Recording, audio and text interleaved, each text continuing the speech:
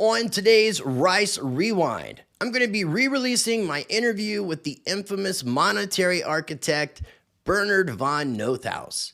Now, in case you're unfamiliar with who Bernard is, he designed, developed, and issued the private gold and silver-backed currency known as the Liberty Dollar in 1998. We're going to learn more about Bernard, the Liberty Dollar, and his fight against the U.S. government that resulted in him being convicted of counterfeiting. But he also took a bullet for freedom, and he helped to get an old court precedent changed. He saved cryptocurrency, and some believe he influenced Satoshi Nakamoto. This interview was originally recorded and released on August 25th, 2021. Now, before I play the interview with Bernard, I'm going to be sharing a clip from the interview that I did with Bernard's son, Extra von Nothaus. He's with LD2, the Liberty Dollar 2, and in this clip, he's going to be explaining about the law that was used to convict his father of counterfeiting. I will be playing the rest of that clip after the full interview with Bernard, and there will be a link down below in the video description so you can watch that full interview.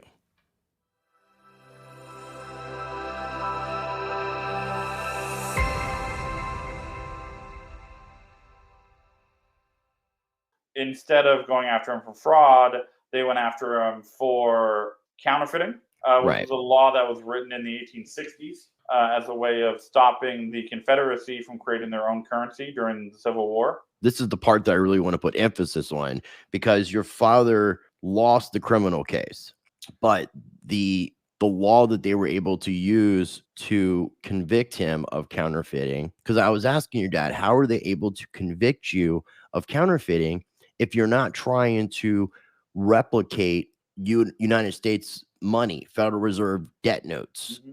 Basically, the history was that the Union, right, during the Civil War was concerned that the Confederacy was going to start creating their own money. There was a law passed that basically it's two sentences. It says basically if you create a currency that is competing with the U.S. dollar, regardless of what it looks like, you're guilty of counterfeiting. By just the definition of him creating an alternative currency, a competing currency to the US dollar, then he was violating this law, this counterfeiting law. The simple point that he did create an alternative currency, a competing currency, and promoted it that way, did violate this law that, like I said, had never been used before. Judge Voorhees had a real, well, in his opinion, he clearly has a real problem with the DOJ cherry-picking a law from the 1860s that had never been used before in order to prosecute somebody today because their fraud case fell apart. And so what he did was he sent an entirely new precedent in his last order, which basically said that this law cannot be used against individuals going forward.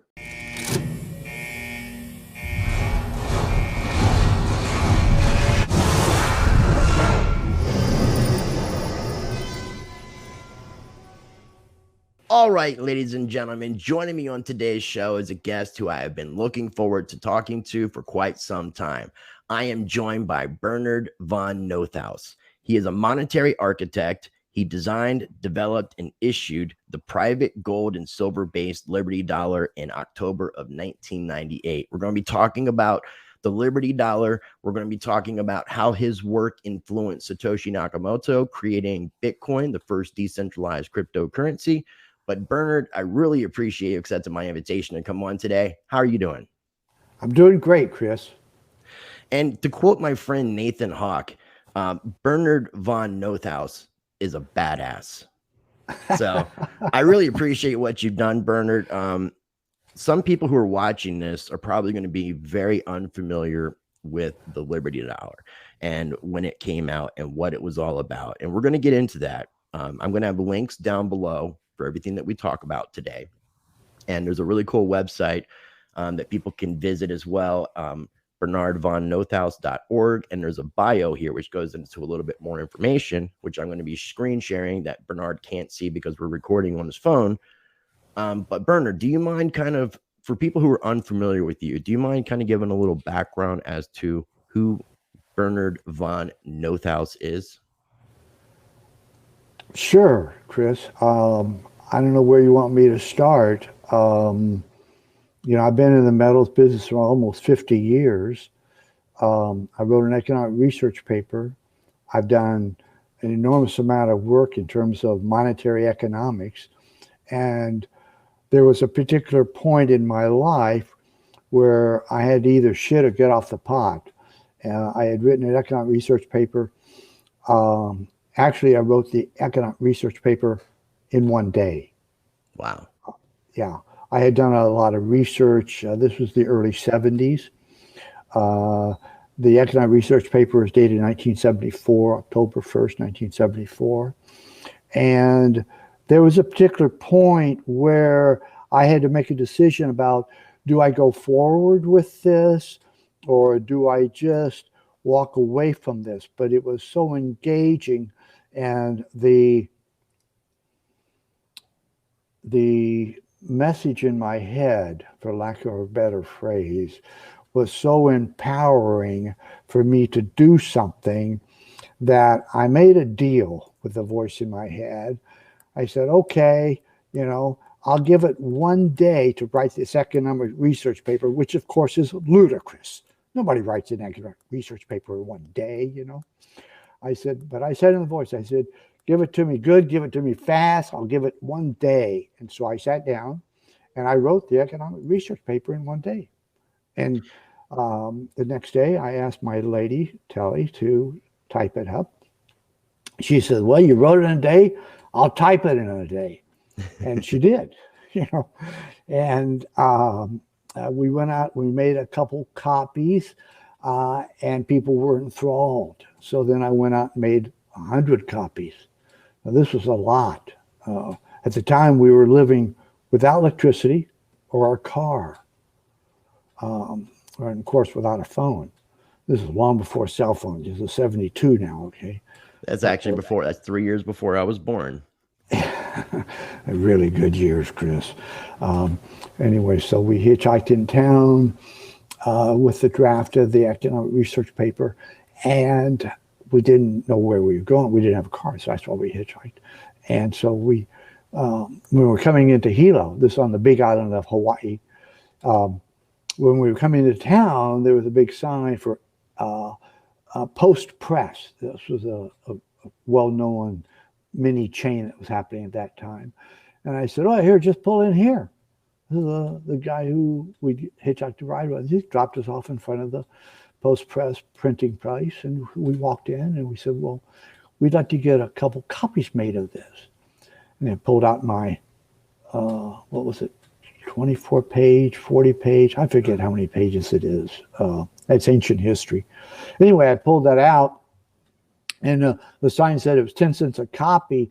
And, even at 10 cents a copy, 40 pages, that'd be like $4. And, 10 of them would be $40, 100 would be $400. I mean, way past our budget. we didn't have any money. Honest to God, we really didn't have any money, or a car. And so, as I was mulling over, the guy started looking at the paper, and he goes, wow, this is pretty interesting stuff. I said, yeah, I just wrote it. He goes, really? He said, I'll tell you what I'll do. He said, if you'll give me the first copy, I'll print out 100 copies for $100. And I looked at him, I said, all right. I mean, you can't fight that. Right. So we went up to the library and we researched mints. What do mints do? How do they make coins? How do you make coins? And we whiled away looking at that, and we went back down and we picked up our copies. We hitched back home. The next day, I went out on a little evangelistic walk around the neighborhood, visiting all of my neighbors around there, showing that I'd written an economic research paper, and would they give me $3? You got to talk about margin here. If I'm buying it at $1, I'm selling at $3, that sounds reasonable to me. And of course, it sounded reasonable to them. They gave me $3. They went, hot damn, I'm in business. And so that's what we did. We just started doing that, and it just grew and grew. And then we started the Royal Hawaiian Mint. I became the mint master there, and we did that. And it's coming up to its 50th anniversary here in about 3 more years. But back Congratulations. Oh, thank you. So back on Liberty Dollar. Well, real quick, can I pause you? Of course. The paper that you put out, was We're that offline now? Or can you not hear me? I can hear you. I just don't know.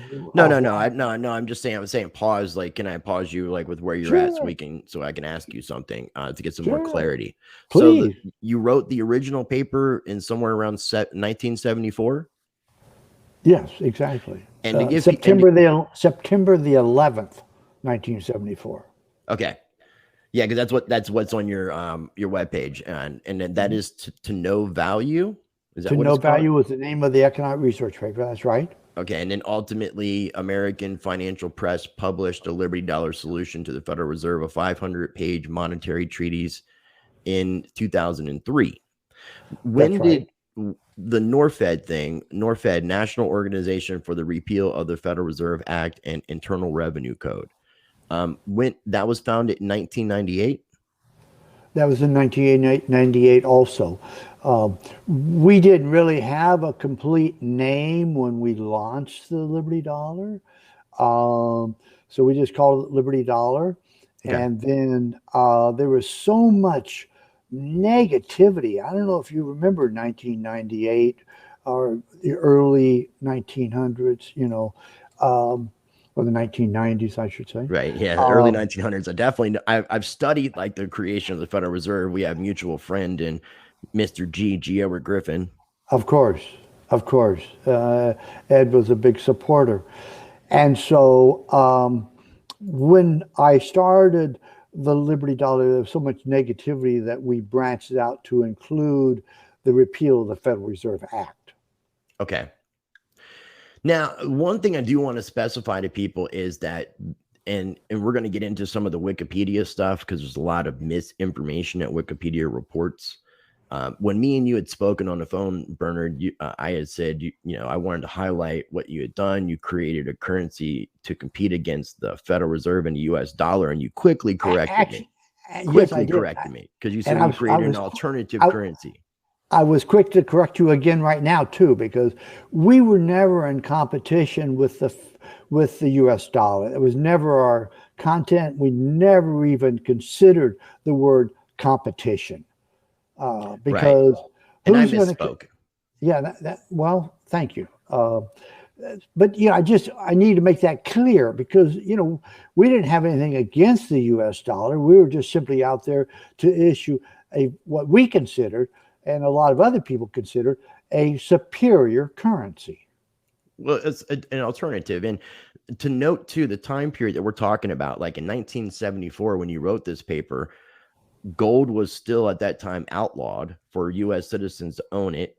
71, 3 years prior, which we're now coming on to the anniversary of, Richard Nixon took us off the gold standard. So our money was it wasn't money at that point. It was currency. And it wasn't backed by precious metals, which our gold and silver, which our Constitution states that all money is created is supposed, by our government and by any other entities, is supposed to be backed by precious metals, which wasn't taking place. So what you were doing, to me, was just bringing back the idea of sound money and creating an alternative currency. And again, I appreciate you correcting me because you're definitely not somebody who's trying to take down the system. And I definitely want people to know that you're not that kind of individual. You're not someone trying to tear down the U.S. government, the Federal Reserve.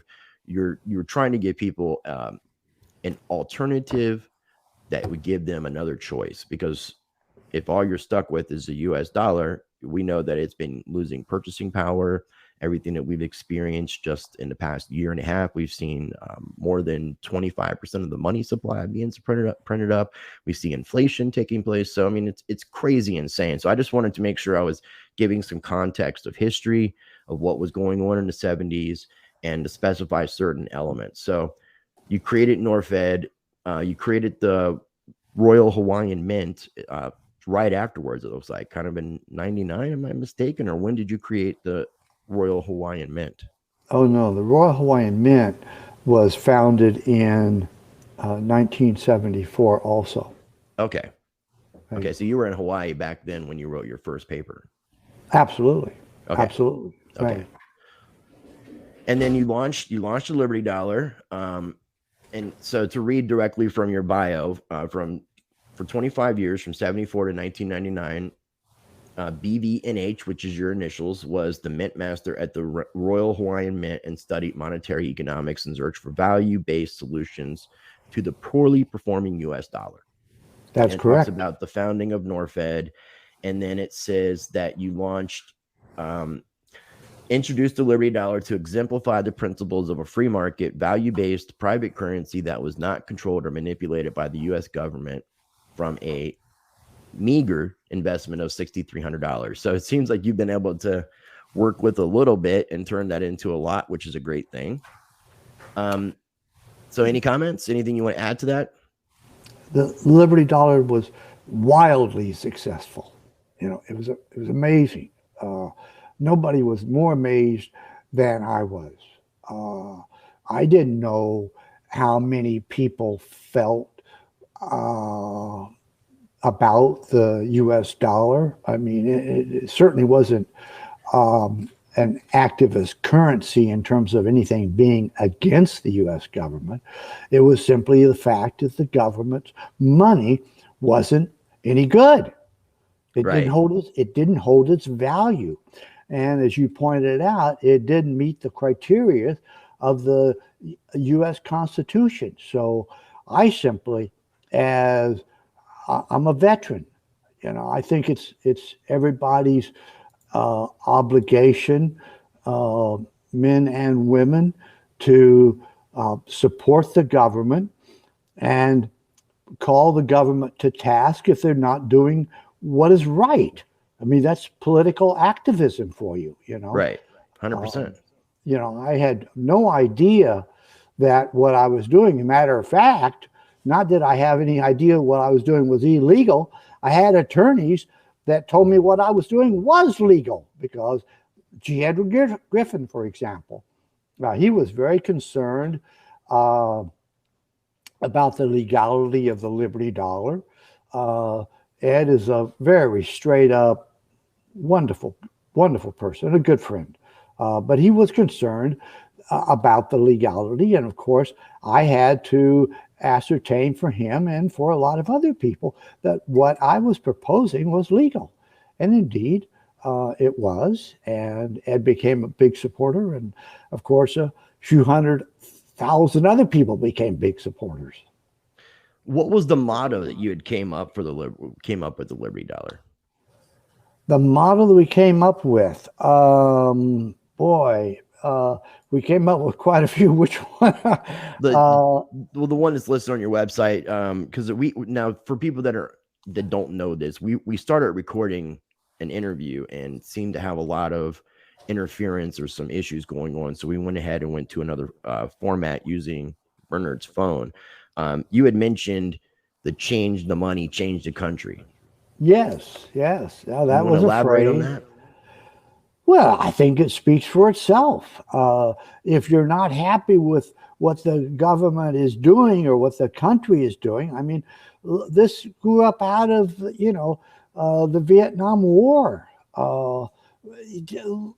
Look at the government facilities that the U.S. government has around the world and how much it spends on war and more war.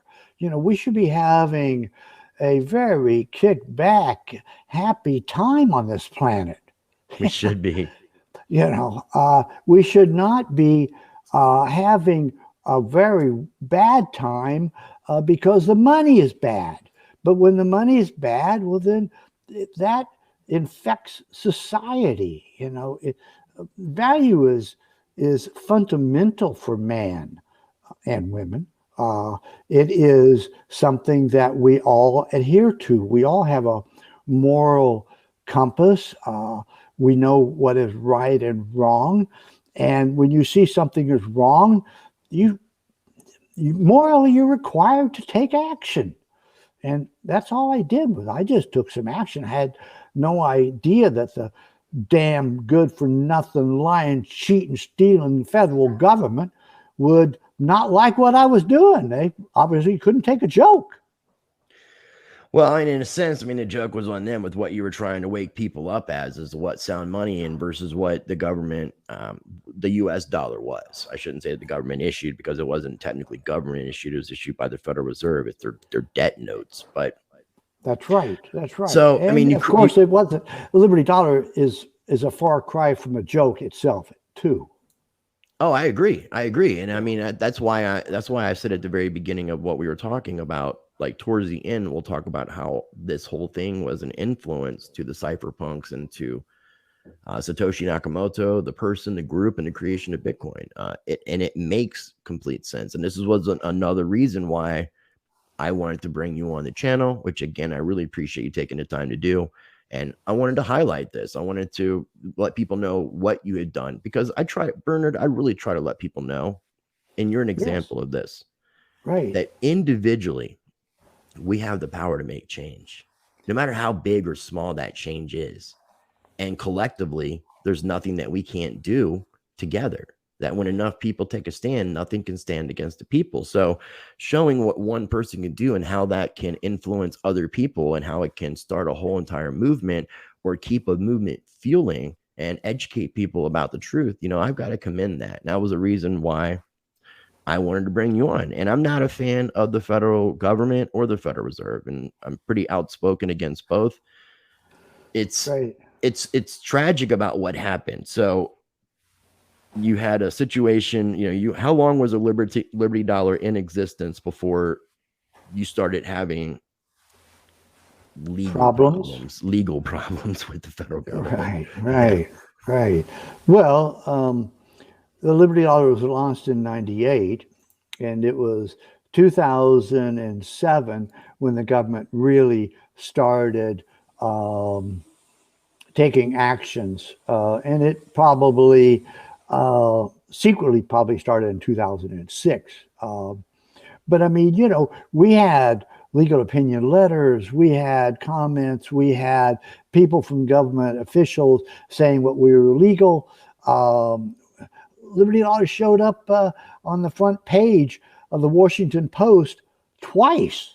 I mean, there was write-ups in Forbes, New York Times. I mean, that's why. Everywhere. So for someone who's a little bit younger, they may not have heard about this stuff because they didn't want people to know about what you did, and then the people that did find out about what you did, they wanted to paint you in a really negative, bad light. And that was another reason why I wanted to bring you on, because you even mentioned in the bio, which I'm not sure who wrote the bio, but I'm looking at the bio and it says that ultimately the FBI and the federal government didn't like what they did, and they were charging you with they raided your facility, charged you and convicted you, and they were trying to get you with counterfeiting and conspiracy to transform and conspiracy that was going to transform you as a monetary activist into a monetary criminal. And the FBI press release even branded you as a domestic terrorist. Now, hold on one second, because you bring up the press release, right, as a domestic terrorist. Right. Do you know that press release? Who wrote that press release? If it says the FBI's press release, I think the FBI wrote it. That's right. Yeah, the FBI wrote it. Yeah. And they wrote that press release. Now, I've done a fair bit of writing, a half a dozen books or so. So I'm kind of experienced with the writing experience. And I can tell you that even if you're really good, you don't sit down and write something like that in a half an hour. And that had to go through some channels too, right? Mm-hmm. And so, it was the FBI that was really the, I don't want to say a bad word here, but it's in a wood pile, Well, my content that doesn't get promoted to children, so it's all right to use adult language. Yeah, well, I don't like using this word I because respect it. I respect it. I just want to it's let you know we don't. negative. It's negative, and it should not be negative. Because I have, I don't have any racist feelings whatsoever at all. Well, Bernard, I want to move on real quick and highlight this stuff from Wikipedia, because Okay, go for it. it seems like some of the stuff that I just where we talk about the FBI's press release, some of that kind of corresponds in what was stated here. So, Wikipedia states that you are the creator of the Liberty Dollar and a co-founder of the Royal Hawaiian Mint Company, which you've confirmed. Yes. He's also the founder of the Cannabis Spiritual Center, an educational institution that supports the use of marijuana in spiritual settings. It's a 501c3, which I commend you for. And then that's a miracle. Oh no, it is. You were telling me that it was one of the first cannabis nonprofits. Yeah, I don't know if I'm sure there may be a couple other ones out there, but at the time it was the only nonprofit 501. Now this is by the IRS. I have my paperwork, and it's a nonprofit. I think that it has an awful lot of potential. Awesome. And we're seeing a lot of great results in the cannabis field. We might even be seeing some federal legalization, which would be amazing. Yes. Well, the last thing it says in the first paragraph, Bernard, is that von Nothaus was convicted of counterfeiting in 2011 and even accused of domestic terrorism. He was sentenced to 3 years of probation and was released from probation after serving 1 year. So my question is, one. Well, wait a minute. I want to interject something here because I want the listeners to kind of grasp the difference there, because the government pushed really, really hard to have me sentenced to 22 years in federal prison. That's what I was facing, and there is no parole out of federal prison. You get sentenced to 22, you're doing 22 years.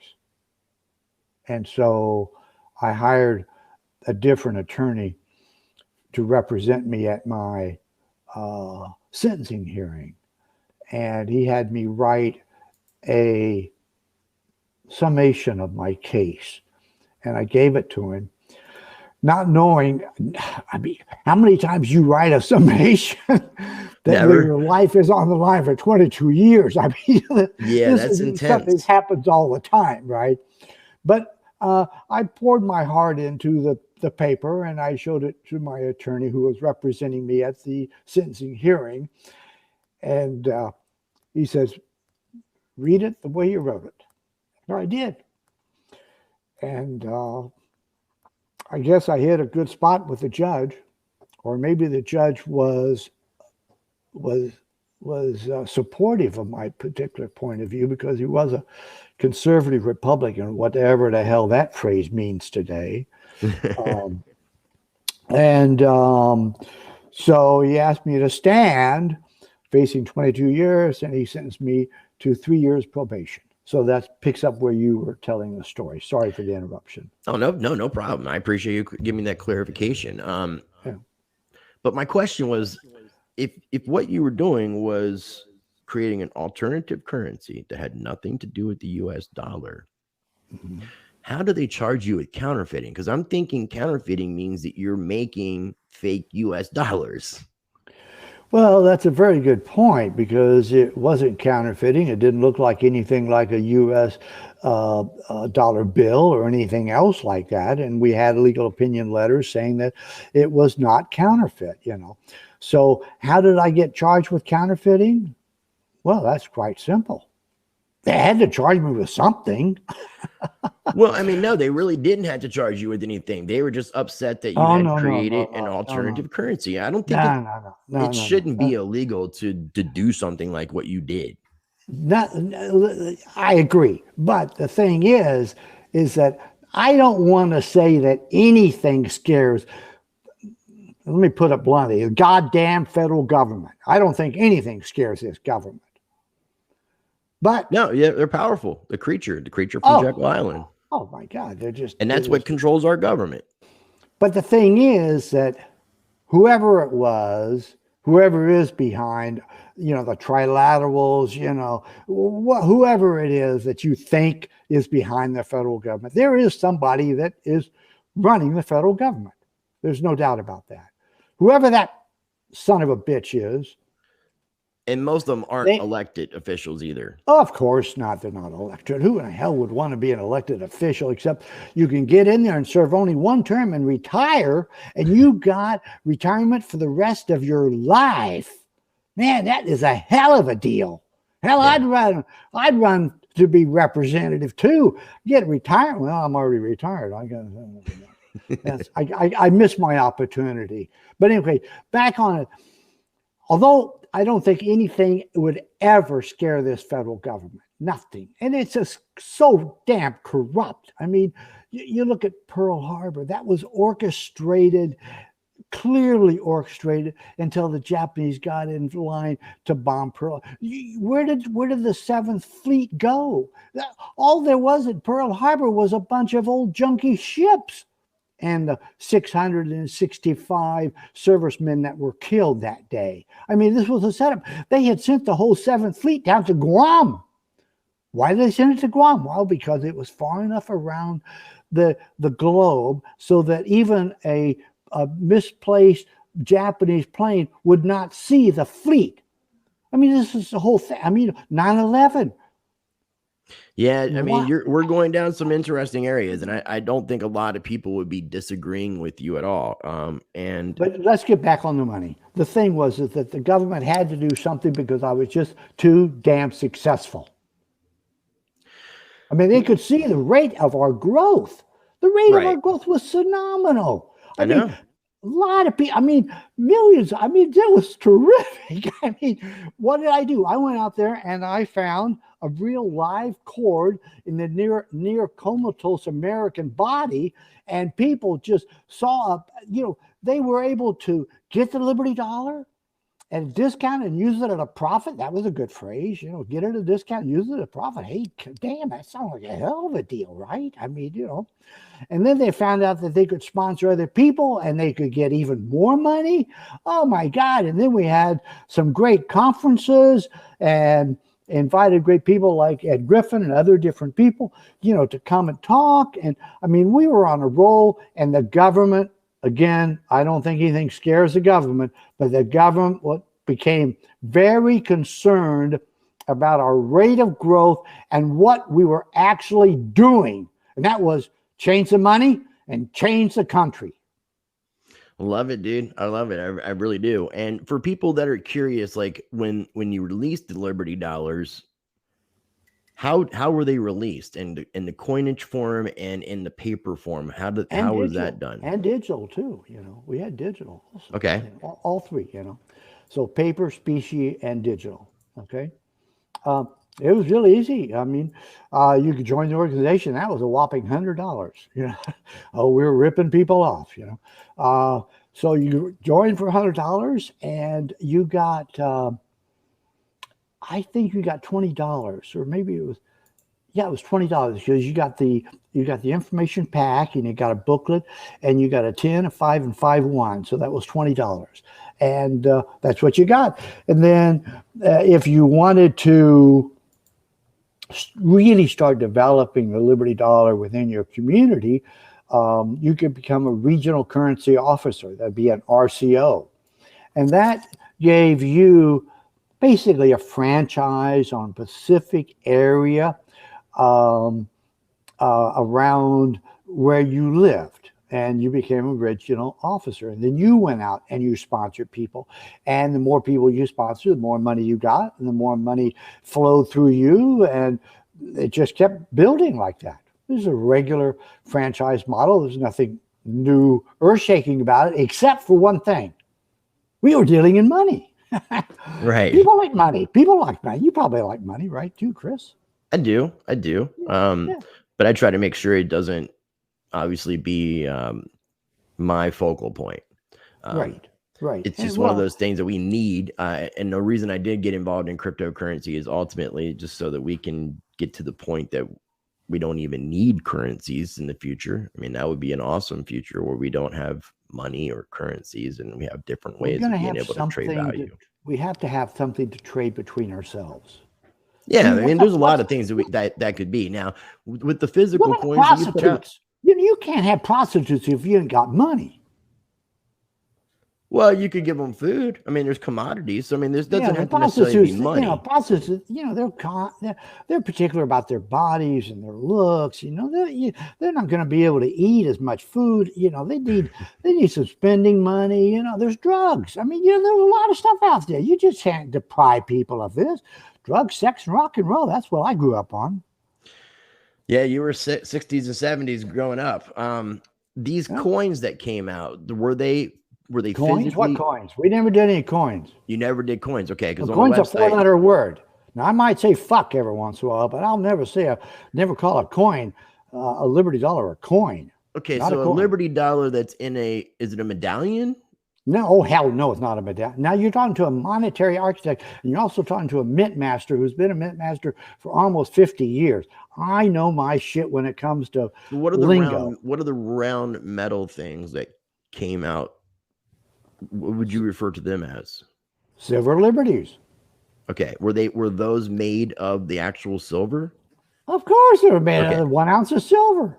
Okay, no, that's why I'm just trying to make sure people are understanding that this isn't like that. These, because when you think about old silver dollars, they were made of silver. Some old coins back in the 60s had partial amounts of silver in the coins. Pre-65. So I wanted people to realize that these actual whatever you silver call liberties, they weighed 1 troy ounce of 3/9 fine silver. So they weren't 900 coin silver like what the U.S. Mint and Treasury does. Okay, this was a 1 ounce silver 3/9 fine Liberty dollar called just a silver liberty. Okay, real simple. And then when the price went up, it doubled in value. And then we had $20 silver liberties. And then when the price of silver went up more, we brought out a $50 silver liberty. Why? Because the currency has to be in sync with the metal that backs it up. Right. Which makes complete sense. Well, if you're a monetary architect, of course you'd realize that, And I'm definitely not a monetary architect, and it doesn't seem but like you're doing very well, Chris. Well, thank you. And I don't think the Federal Reserve was either, because it doesn't seem like they understand the concept of sound money. Or they understand the concept really well. The people in the Federal Reserve are not dumb. They're just bought out whores. Yeah. That's a good way of putting it. And not being kind. You notice I didn't say they're fucking whores, but they are whores. That's all they are. The government's made up of whores. It doesn't make a difference if you're voting for this Joe or that Joe. They're both hoes. Well said, Bernard. Well said. Fuck them if they can't take a joke. Now joke them if they can't take a fuck. I love it. Yeah. Don't get me fired up. I don't hate the federal government. I've never been opposed to the federal government. I served in the federal government. Okay. So I don't have any animosity about the federal government, but I have a lot of animosity about what the federal government does. Right. Do you mind me asking how you served in the federal government? I was in the Air Force. Okay. I was just curious. I enlisted. Okay. I remember you mentioned that you were in the armed forces earlier. I just wasn't sure if there was something else that I had missed. Were there issues? Were there pieces of paper? I don't want to call them notes or bills, but they're certificates. Certificates. So silver certificates. And you issued certificates so that when because this is something I found to be really interesting. When the FBI came and raided your facility and took over 8 tons of gold and silver, when everything was said and done and you were convicted and everything happened, they had to return that gold and silver back to the original owners. And the original owners would be the people who owned those certificates, those warehouse receipts. Am I correct with that? That's correct. Can you explain that concept and how that worked?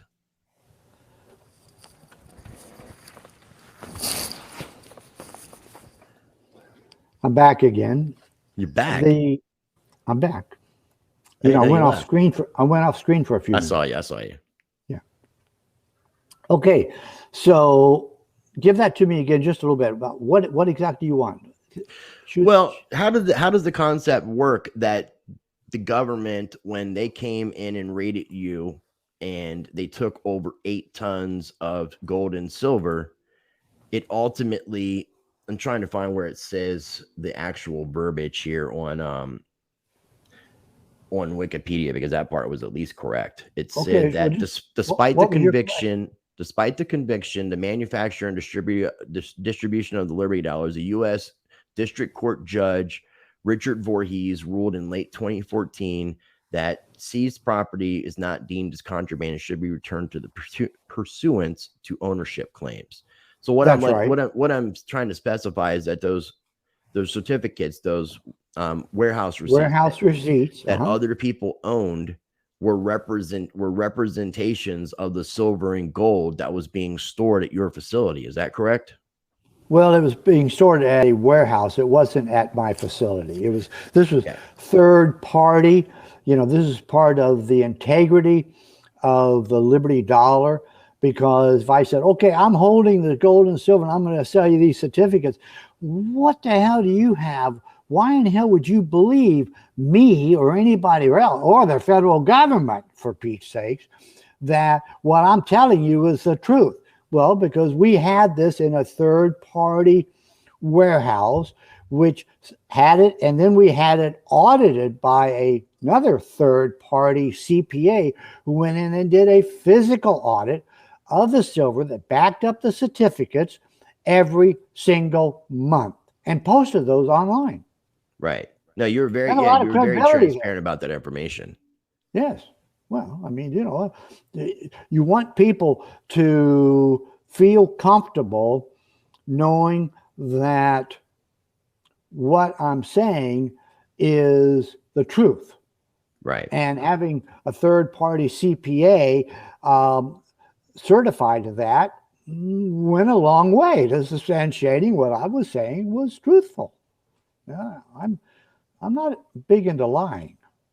You know, I should have read more into this or remembered what this says here, but this is funny. This is actually something else that Wikipedia has gotten correct. So I have to commend them when they're doing something correct. It says Von Nothaus has been quoted as saying, "We never refer to the silver liberty as a coin, not as legal tender or current money. The word coin is a government controlled term." I get it. That's right. That's right. And this is currency that is free from government control. And I think I told you when we were talking on the phone privately a couple of times that there was a guy here in North Carolina where I'm at that was issuing silver. He was calling them coins. So it was back in the 70s before I even was living down here, but somebody was issuing silver coins and trying to get people to use those. And he was having some issues as well. So the government definitely does not take kindly to this. And then the crazy thing that they want to say in Wikipedia is that the reason for the counterfeit was because it resembled the legal tender, that it had dollar signs on it, that it said "In God We Trust," and it was now all that was just shabai. Well, no, I'm just telling you the hit piece there that's being added. So, I mean, I just want people to realize that when they're doing the research and you look on something like Wikipedia, and if you're studying anything about Bernard, you'll realize that a lot of this information that you're seeing on Wikipedia is just straight lies. So I wanted to make sure that we clarified that. Also, let me just mention the original Liberty Dollar website, libertydollar.org. It's a nonprofit, so it's an org. And you can go there. The original site is still up. All the documents are still there. All the links still work. The site has all those documents that you're talking about. And it's just a fountainhead. Anybody who's interested in Liberty Dollar, certainly anybody who's interested in getting some Liberty Dollars should visit that site, because it's extremely packed with information. It has audit reports, and I'm on the website right now. I know you can't see, so I am sharing the website with everybody. Oh, good. So you can still buy the Liberty Dollars to this website, or is it just a historic website that's just highlighting what was done? It is the historic website, so you can't buy them on that website. Okay. But what's interesting, something totally far afield from what we were going to talk about, Chris, is that the Liberty Dollars have become an incredible collectible. The prices are just staggering what people pay for Liberty Dollars. You can go to eBay, of course, and you'll find Liberty Dollars. Oh, that was another whole story. The FBI called up eBay and forced them to take all the Liberty Dollars off of eBay. And they did, of course. But, guess what? It's decentralization really fucks with the government, No, it does. Because decentralization, decentralized models really screws with the government. Because guess what?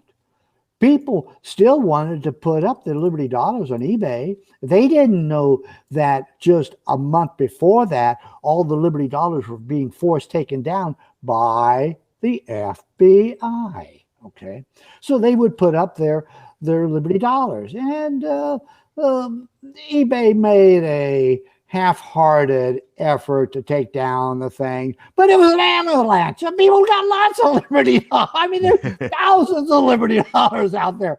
Not everybody got the memo from the federal government, and not everybody likes the FBI, So I had to talk to you offline at a separate time about me getting a Liberty Dollar because I don't own any Liberty Dollars, and I would like to have. You don't own any Liberty Dollars, and you're interviewing me. Shame on you. I know, shame on me. I know, absolutely. I'm going to charge you double. You weren't even charging me, so now is it double zero, or you gonna give me a figure now?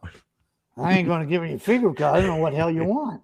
I love you, dude. I love you, and I really appreciate what you did, and I want people to take the time to research this a little bit. Now, in the first time we attempted to record, you mentioned section, I think it was 486 of the U.S. Code. 486. Can you explain what 486 is? Sure.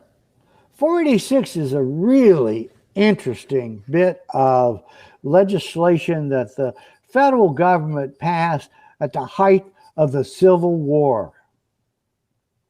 And they said in that, and the 486, I used to remember if it was 32 words or 60 words. It is the briefest, smallest damn piece of legislation you could possibly do. And 486 simply says that you can't issue any money that mimics the U.S. government. But that wasn't the finest point of 486. 486, behind that smokescreen, was really empowered the government, the federal government, to print fiat money. Because the federal government, I'm talking about the northern states, were running out of money during the Civil War. And so they created 486 to give the federal government the power to print fiat money. And also as a part of that, they said anybody else that copies blah, blah, blah, blah, I don't have the section 486 in front of me, but blah, blah, blah, blah, blah, blah, blah, is also guilty of 486. And so how many cases do you think have been tried for 486? Now, it's been 150 years. How many cases do you think there have been? I would think that there's been a lot. I mean, you hear a lot about counterfeiting being a problem in the past and things to that effect. Right. So you would think a lot? No. How many people is it? 3. And I'm going to assume that you're one of the 3? I'm the 3rd. Do you know who the first 2 were? I'm just curious. Oh, hell no. They're back. I was just curious. Now, did this have anything to do with, was this before or after Lincoln issued the greenbacks? This was legalizing the greenbacks, which was all that whole same time period. This was during the Civil War, you know. Yeah. And so the government didn't have any money. And so they passed this law, 486, that they could actually make fiat money, which they did. And they used that to win the war because the South was winning the war in the beginning.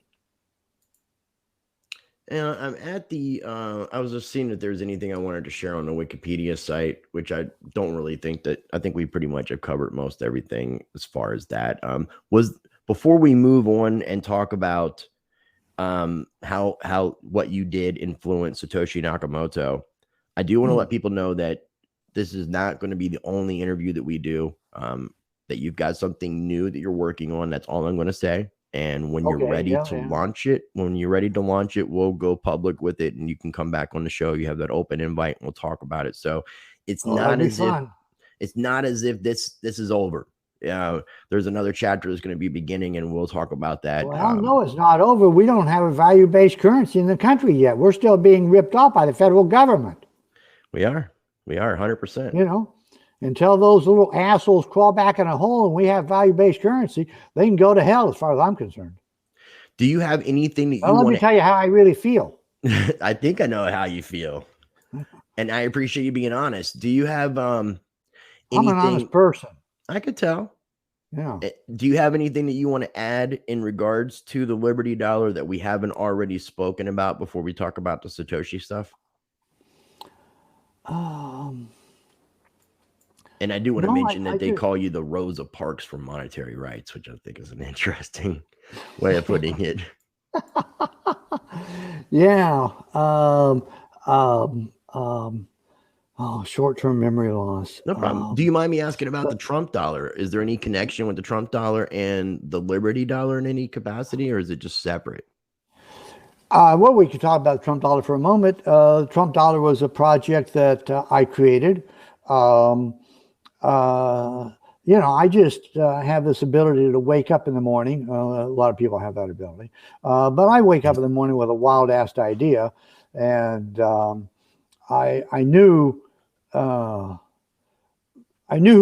the Trump dollar supporters were. And, of course, I knew some Trump dollar supporters. And I knew that a really outstanding, well-done Trump dollar would be successful. And so I created the Trump dollar, not because I'm a supporter of Trump, because I've never voted in my life, nor do I ever intend to vote in my life, not unless there's somebody really, really good. Right. And that's an oxymoron. How can you have a good candidate with a bad government? I mean, it just doesn't jive. You know what I mean? No, it doesn't. No, you got to be some sort of an asshole to be elected. I mean, it's just, otherwise you don't get elected. Anyway, enough of that. What were we talking about? We were talking about Trump dollar. Trump dollar. Yeah. So I did a Trump dollar. Wow, was it successful? It was just incredibly successful. It was really good. And we sculptured masters, all this sort of stuff. I don't do something half-assed. If I'm going to do it, I'm going to do the best I possibly can. And that's what I did for Trump. Did I vote for Trump? No, I didn't vote for Trump. Have I ever voted? No, I've never voted. I'm not going to vote. If somebody wants to get the Trump dollar, is it still available?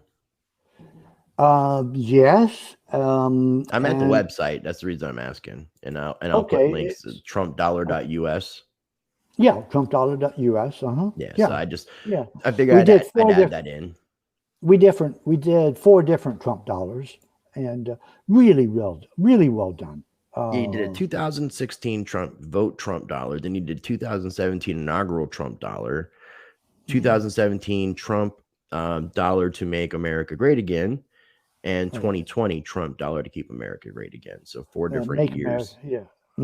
Right. It's really outstanding work. I'm not a Trump supporter. I don't support any political candidate. Period. If you're with the government, there's something wrong with you. I love it. That's all there is to it. I don't. Somebody come knocking on my door, I'm with the government. You don't do that. No, I agree. Now, I know you can't see this, but I'm sharing 2 articles that talk about highlighting your work and talking about Satoshi Nakamoto. So people have heard about Bitcoin. Bitcoin is a decentralized cryptocurrency. It was created by a group or a person known as Satoshi Nakamoto. The precursor to this is the cypherpunk movement, where there was lots of digital currencies that were coming out. We had DigiCash from David Chaum, eGold, plenty of others. And well, eGold was long before that, you know.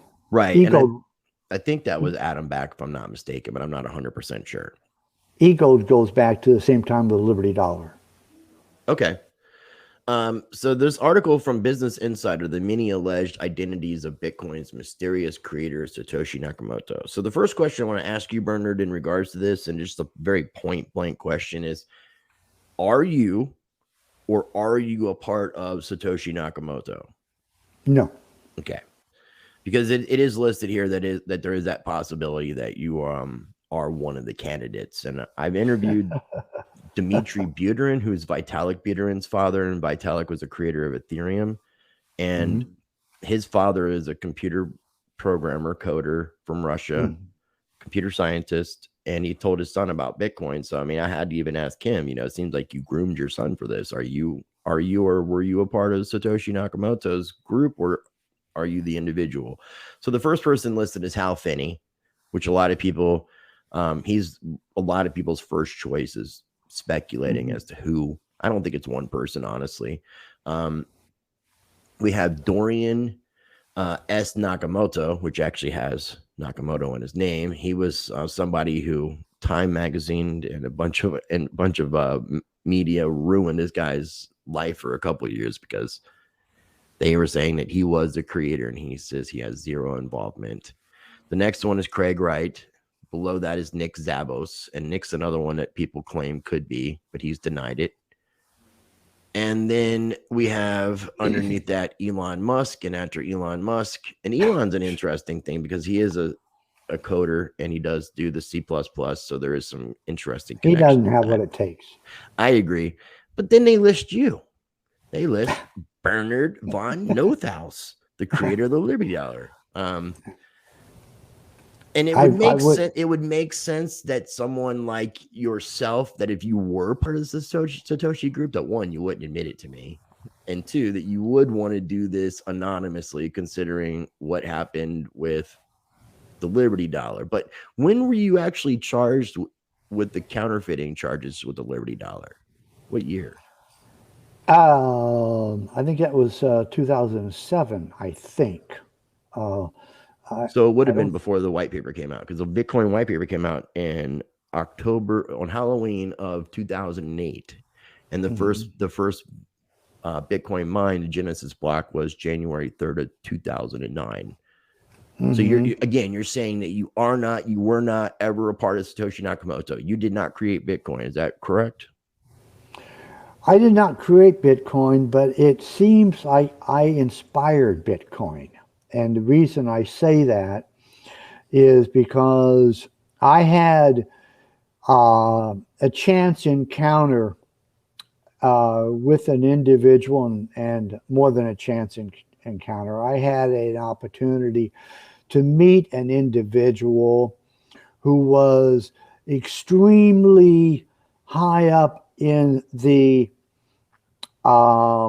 techno information field. He worked for a very large international telecommunication company. And part of that telecommunication company was to be on the leading edge about what was happening in counterfeit detection, if you would. And so, I don't have my dates in front of me because I didn't think you were going to ask me this. No, it's no problem. I'm not going to hold you to dates. Okay. So, any case, I had a chance encounter to meet this person outside of my field. It's just one of those sort of things. And it turned out that he was very familiar with Liberty Dollar. And I went, really? He goes, yeah. He says, and he ran down. I mean, I was in awe. This guy, he knew his shit, And I went, wow, you really know a lot about Liberty Dollar. He goes, yeah, I do, And so he told me about these undercover, I guess might be the best word, high-tech get-togethers of hackers. These were hacker conferences. Maybe you've heard about them. And the hacker conferences happened over a period of several years. And obviously, hackers don't know who's going to be at the conference, and they think that some of the feds or government or somebody is going to be at the conference. And so ubiquitously across the conference, everybody happens to have an adopted username that has nothing to do with who they really are. Right. And it was this guy's job to go to those hacker conferences and pass himself off as a hacker to get a feel for what was new, because hackers were presenting papers about how to overcome, they had a hack, and then the government or the telephone companies or whoever it was able to determine what was going on, and they would be able to stop the hacker from doing what he was doing. Okay, they would throw up roadblocks and different things. And so because of this, the hacker conferences were really well attended by, if you were a successful hacker, in other words, if you were able to hack in and get a whole bunch of money, you went to these conferences because you were learning from other different hackers. Wow, look at what happened. Yeah, I got froze out of this one, but look what I did. Oh, fuck, that's great. Great. You could, they were, cross-pollination techniques, if you would. And so he went to those conferences, and so I'm saying, okay, well, that sounds great. I mean, so why are you telling me this? He says, because he says, there was a guy that I met at this conference who was really hot on doing a new currency. And I go, really? And he goes, yeah. And he says, and I hung out with him, and this guy gave me all this lingo. I had absolutely no idea about what hell he was talking about. I mean, he could have been speaking Chinese from that. I had no idea. But it was certainly, he was certainly high up in the field, because I mean, this wasn't just bullshit, I mean, this was techno stuff, this and that. I mean, all this. I was going, forget about it. You're wasting your energy on me. He says, I went there trying to hire some other different people and to help me. And he says, one of the people I met there was this guy who was really into currency and really loved currency, and was trying to talk to me about coming on and helping him do some software, development. And right. I said, okay, all that's really interesting. I said, so what's the bottom line? He says, well, he was a regular haole. That's a Hawaiian word. It means white.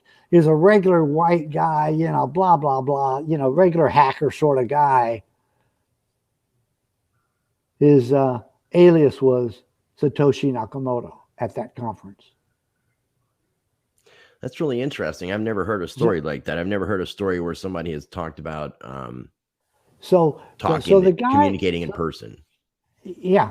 It was actually said this guy's name was his fake name was Satoshi Nakamoto, but he was a regular haole, white guy, And I said, well, how did you? So he told me this. He says, so you inspired this guy to create Bitcoin. And I went, I may get a big head every once in a while. I said, but that's a lot of bullshit. He says, no. And so he told me the story. So let me just wrap it up here for a second. Sorry. And so after he told me the story, it's not something you forget, immediately. And so I said, okay, so I chased him down. I said, oh, when was that conference?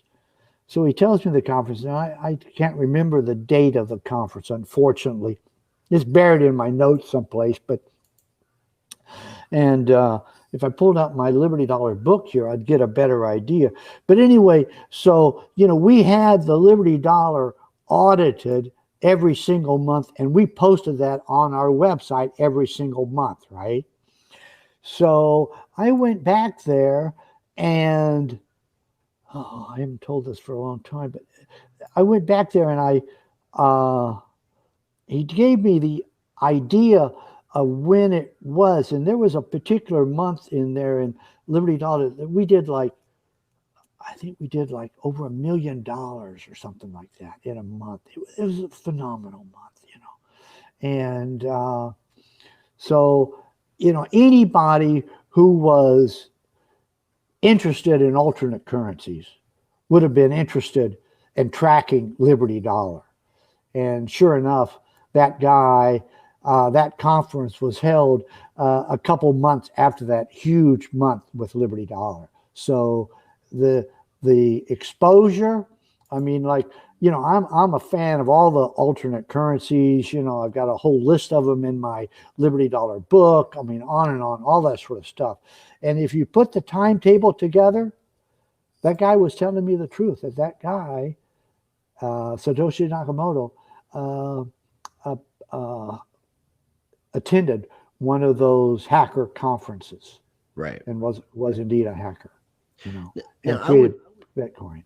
I would definitely say that I can't say that when you say the hacker conference, I think more, and I'm not saying that you're incorrect. There's a subgroup in there, which would be your cypherpunks, which are cryptographers. Oh, this is way before cyberpunks came along. This goes back a long time. Well, you had a guy named David Chom, who people consider to be the father, the father of the cypherpunk movement. Created what was considered to be the first digital currency, even though technically the IMF with the special drawing rights SDR in 1969 was the first digital currency. But David Chom with eCash. Then you had eGold, Right. and we talked about eGold. Then you had, after that, there was some mention of B Money and BitGold. So there were some other ones. Some of these groups. One of the individuals in his group is Adam Back, who is with Blockstream, who I'm not a big fan of currently, but information that was listed in the Bitcoin white paper actually lists him and some of his information as references. So I could definitely see where everybody in this movement would have been 100% aware of what you did. Then trying to, and then don't take this the wrong way. Take what people could deem as the mistakes that you made and avoid those, so that they don't get in trouble or have any altercation with federal government or anything to that effect. Actually, I'm not going to take objection with your use of the word or to brand me that I made a mistake. Well, I'm not saying that you necessarily made a mistake. I got too much ego for that. The government found mistakes, and I'm saying that the cypherpunks would have looked at those mistakes that the government recognized. I don't think that you did anything wrong, in my opinion. I don't feel like you've made any mistakes. You weren't using US dollar termage. You weren't trying to compete. You weren't trying to counterfeit US dollars. So none of those. I commend you. Yeah. No, but I'm just saying that anybody that was in that category would have heard about Liberty Dollar and would have been aware of how successful the Liberty Dollar was. And to come up with a digital, and this could have been even before I brought out the ELD. That's the electronic Liberty Dollar. I'd have to look at those dates there. But in any case, the long and short of it is that I had a chance meeting with somebody who gave me that story, and I checked it out because, again, if I dug out my book here in front of you and I dug through it, you would see that there was one particular month where we did an enormous amount of money, and anybody who was hip to money, hip to some software That was the person who became Satoshi Nakamoto. That's I all was it looking on your website. Is there a link for your book? Which website are you on? The Bernard von Nothaus.org. Oh no, I don't. Okay, I'm so I'm really just terrible with marketing my material, to be you're honest good. with I'm gonna and I said your name totally incorrectly, like how I did when I first met you, calling you Bernard von Nothaus when it's you. Bernard von Nothaus. Right. Thank you very much. I Yeah, appreciate that. yeah. You No, know, I Bernard's such an asshole. You know, I just would never want to be a Bernard. Plus, it's German. You know, Bernard is French. You right. know how the French and the Germans are. That's just, you know. Although I've Yeah, had so a I'm looking few. for the book. Is it called Liberty Dollar from Concept to Crypto? No, that is the 20th anniversary book. And that one there, I'm glad you brought it up. That is a terrific book. It really is.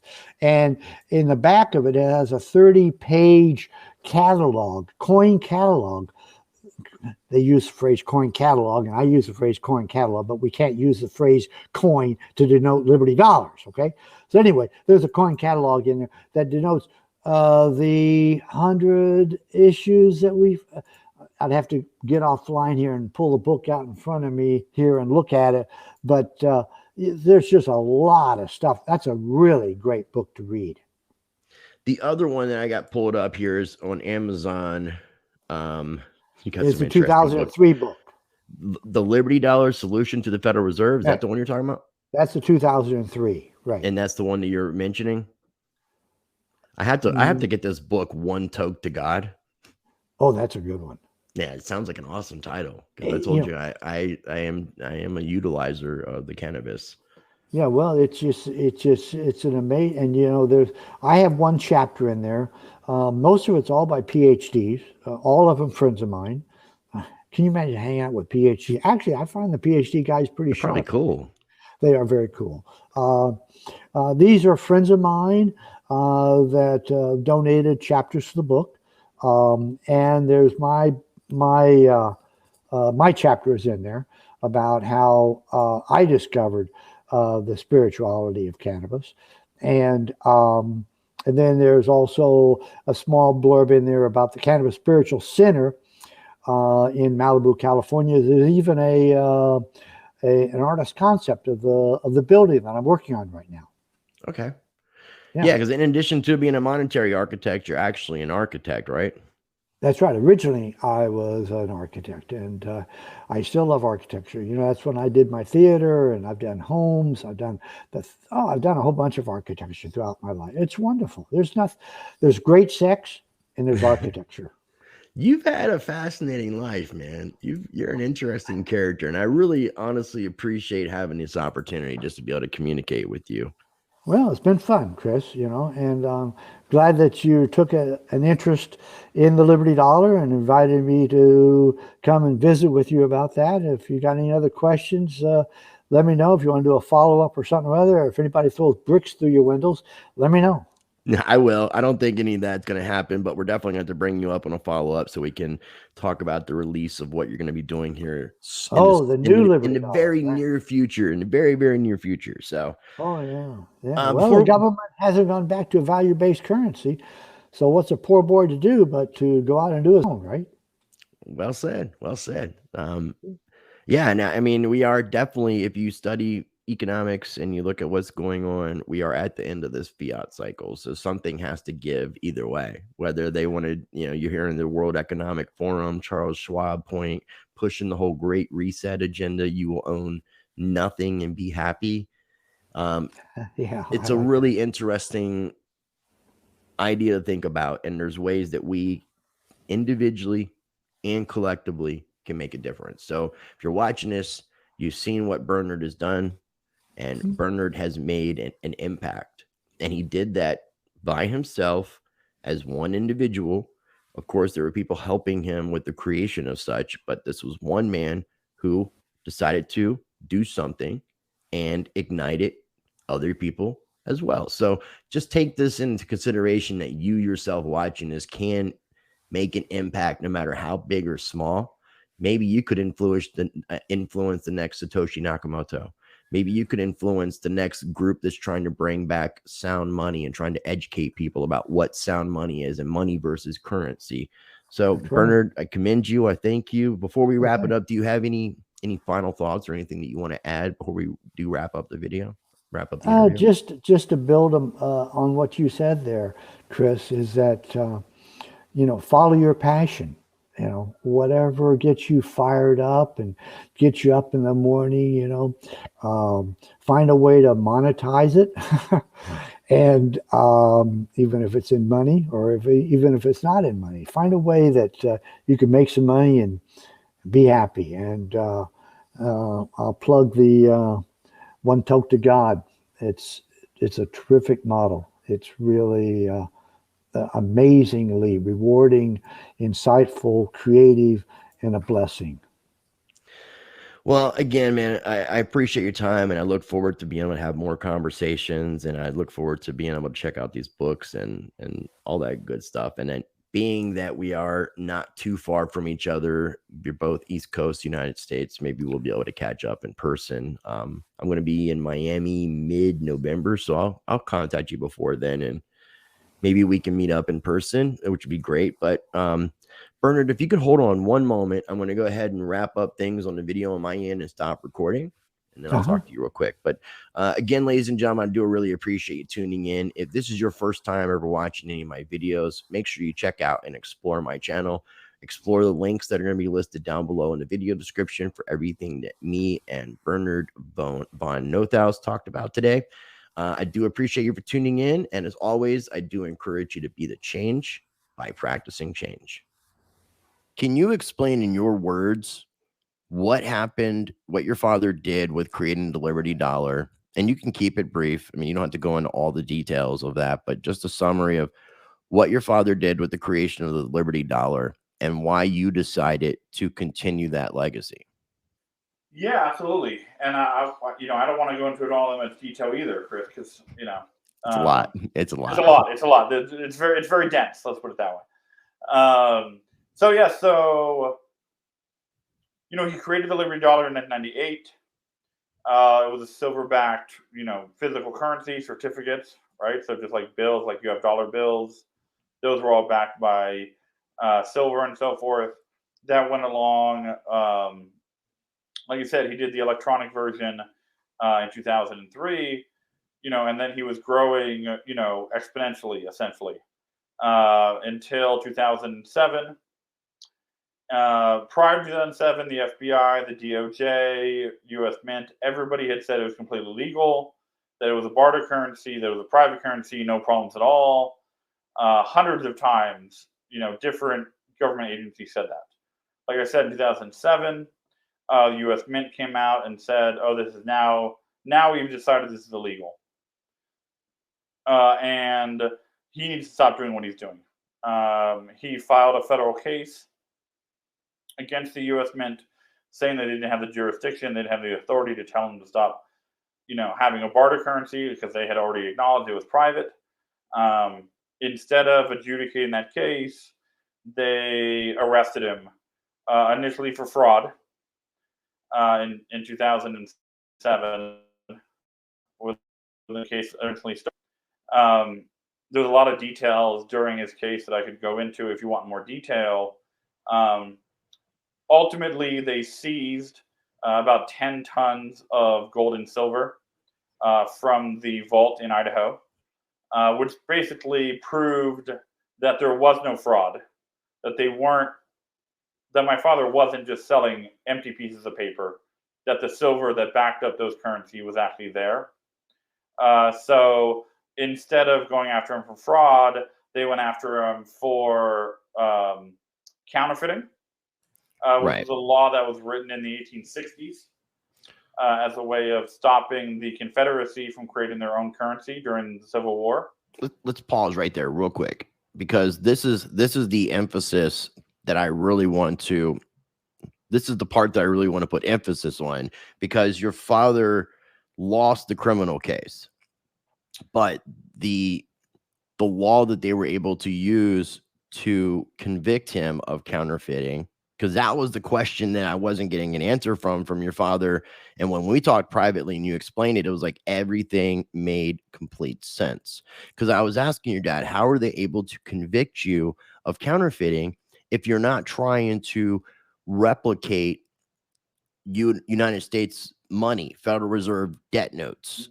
And if that's not the case, then how are they convicting you of counterfeiting? I never got a full answer from him, and you explained it and you started going into it, but I really just wanted to take that moment to put the emphasis on what your father was able to do by losing this criminal case, unfortunately. So go ahead and explain this in 18 something, was it 60s you said? 1860s. Yeah. Okay. So basically, the history was that the Union, right, during the Civil War was concerned that the Confederacy was going to start creating their own money, right? So there was a law passed that basically it's two sentences.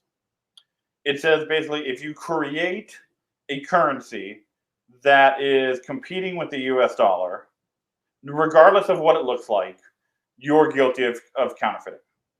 So if anybody has seen the photos of my dad's currency, they are purple and blue and yellow. He never used green because he never wanted to be confused visually with the U.S. dollar, right? So that's traditionally the counterfeiting that you and I know, right? I take a copier, I make a fake $100 bill, and I spend it, and somebody accepts it, right?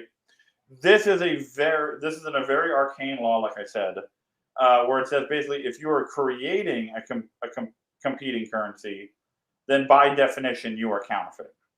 Right. And it had never been used before. It was never even used against the Confederacy when it was written in the 1860s. So by just the definition of him creating an alternative currency, a competing currency to the US dollar, then he was violating this law, this counterfeiting law.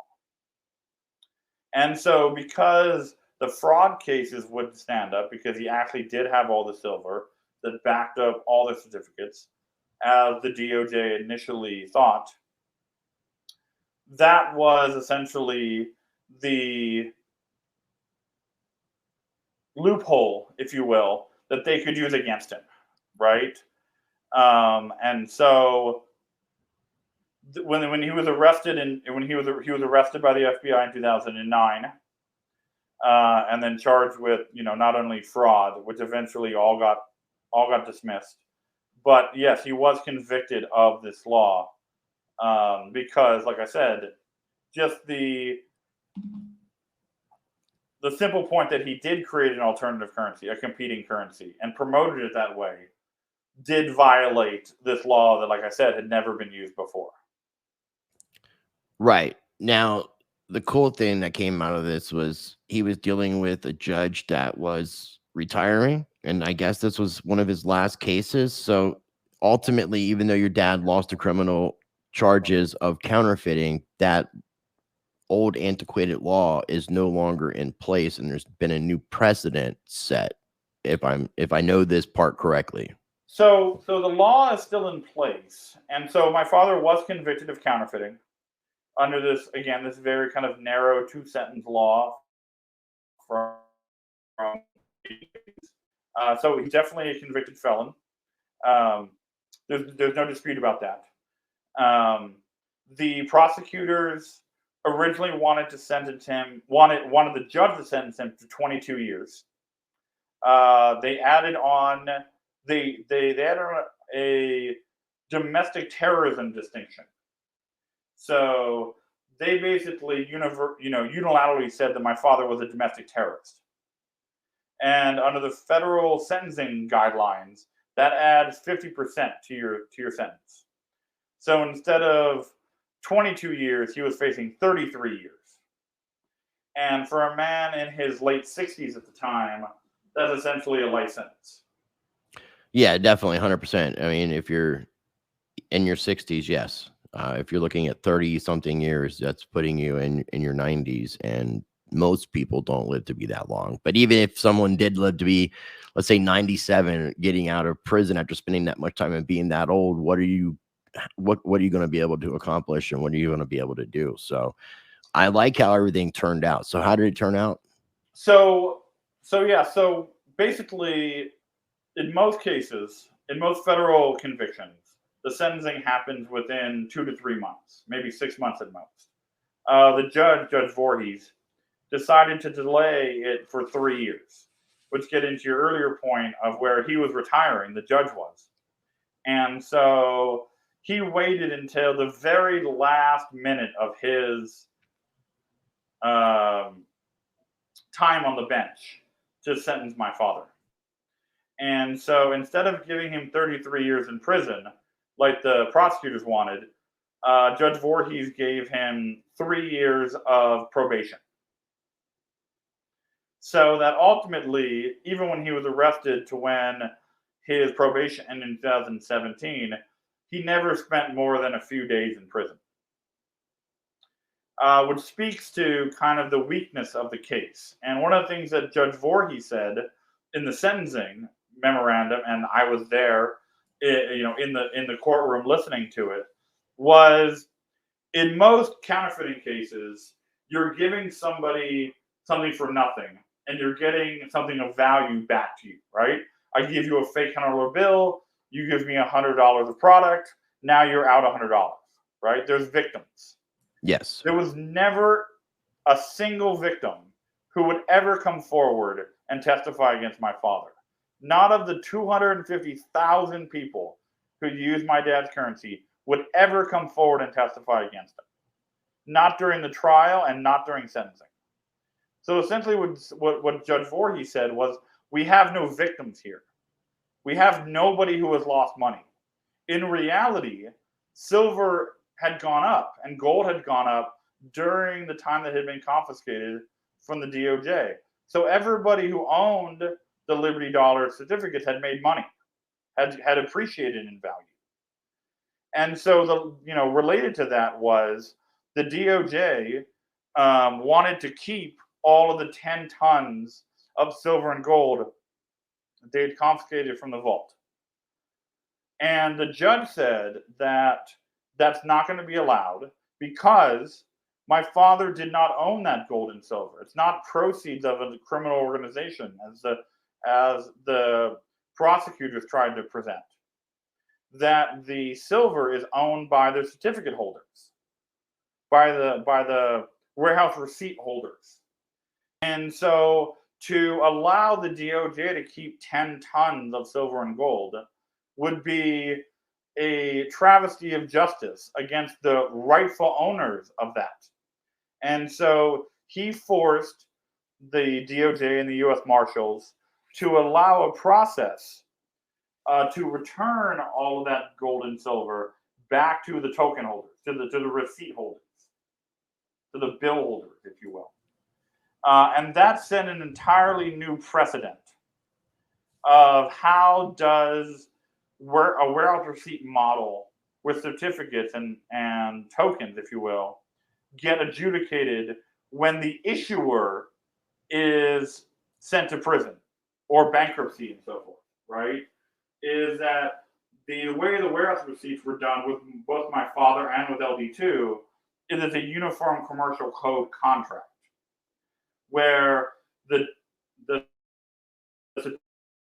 certificate receipt holder has a contract with the vault to always have ownership of that and can redeem that receipt for the product anytime they want. And so initially the U.S. Marshals were in charge of returning everybody who put a claim in for their certificates. And then in kind of a weird twist of fate, the question was, well, what's going to happen to the rest of the silver and gold for the people who didn't ask for it from the Marshals at the time in the future? And that was when the judge decided that everything that was left over should be returned to my father so that my father could handle the redemptions until 2026, which is when the last receipts expire. And as you know, in traditional fraud cases, you don't give the fraudster back the proceeds of his fraud in order to return them. I know. Which again just kind of like cements the kind of narrative that there was no fraud, because why would the judge go along with returning all of that to my father to have him do redemptions? It just completely, Right. like I said, undercuts the whole narrative on the prosecutor. It's crazy. I mean, the government comes in and seizes said gold and silver, trying to keep it, and a judge does the right thing and makes sure that it goes back to its owners, because, as you said, these were warehouse receipts and they were basically like a certificate of ownership. So I appreciate it. One last thing, if I don't mind. If you Okay. don't mind. Yeah. So the other piece that came out of it, which I think relates more to crypto and more going forward, is the legal precedent. So Judge Voorhees had a real, well, in his opinion, he clearly has a real problem with the DOJ cherry picking a law from the 1860s that had never been used before in order to prosecute somebody today because their fraud case fell apart. And so what he did was he sent an entirely new precedent in his last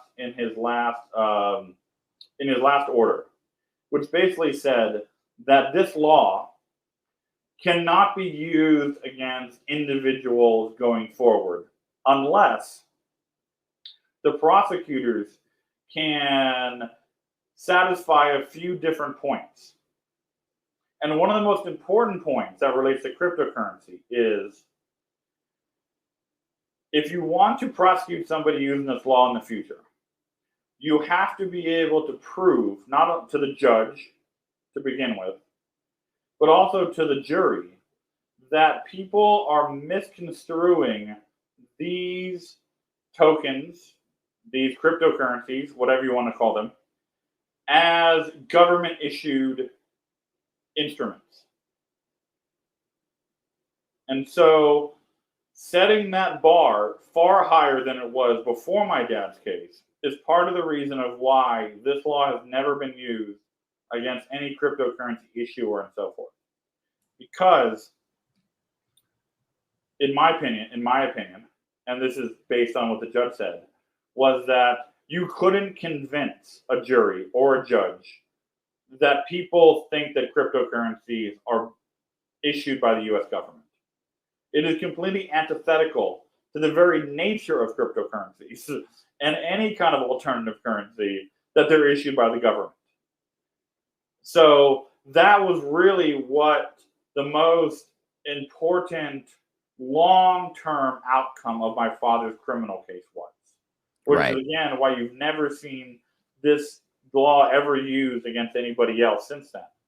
Because how do you make that argument? How do you convince a jury that cryptocurrencies are government issued?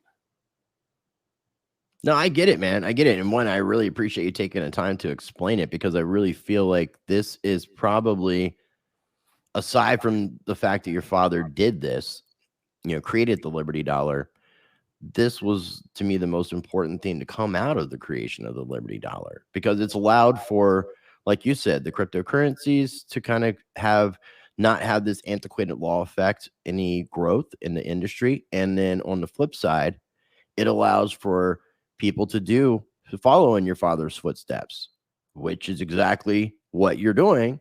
And one of the reasons why I wanted to bring you on the show with LD2, the Liberty Dollar 2.